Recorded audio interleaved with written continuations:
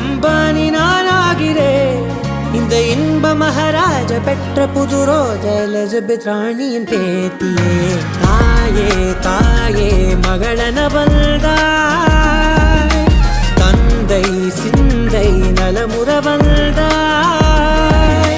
நீயே லோகம் என்று ஆனாய் பெண்ணே, என்னை ஆளும் தெய்வம் நீதான் கண்ணே.